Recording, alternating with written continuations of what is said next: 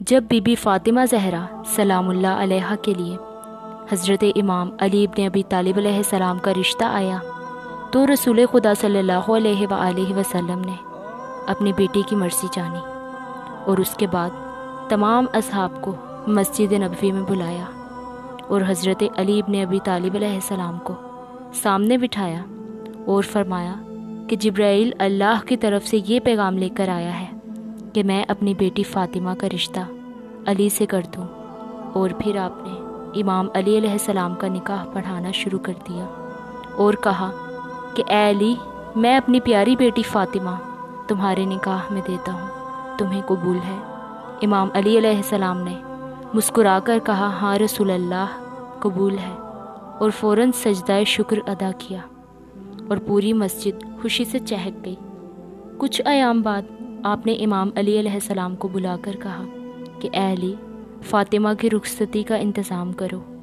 امام علی علیہ السلام نے دست ادب کو جوڑ کر کہا کہ یا رسول اللہ، میرے پاس بس 2 ہی چیزیں ہیں،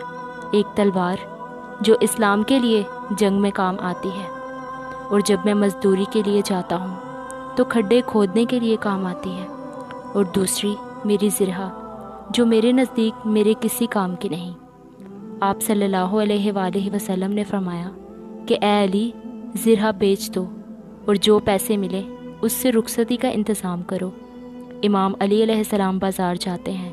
اور زرہ بیچتے ہیں اور 480 درہم لے کر نبی پاک صلی اللہ علیہ وآلہ وسلم کی خدمت میں حاضر ہوتے ہیں۔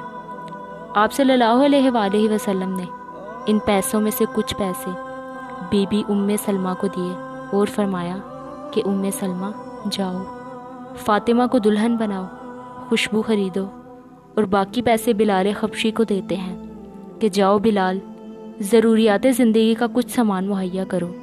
اس سامان میں ایک اوڑھنی،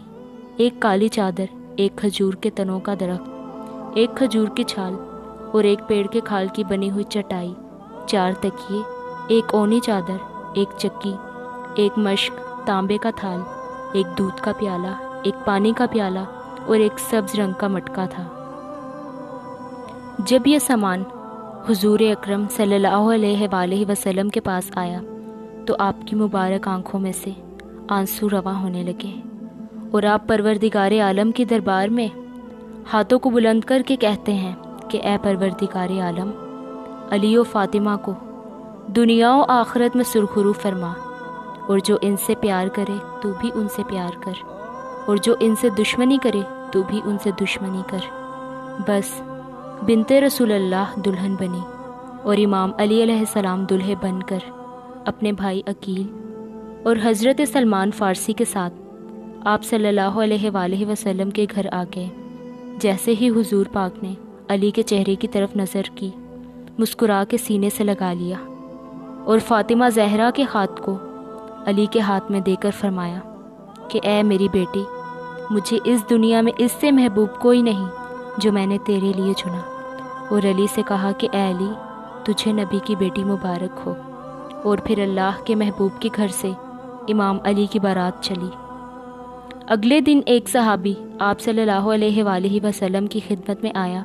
اور آ کے کہنے لگا کہ یا رسول اللہ، میں چاہتا ہوں کہ علی کی ایک چھوٹی سی دعوت کروں، لیکن میرے دامن میں اتنی وسعت نہیں ہے،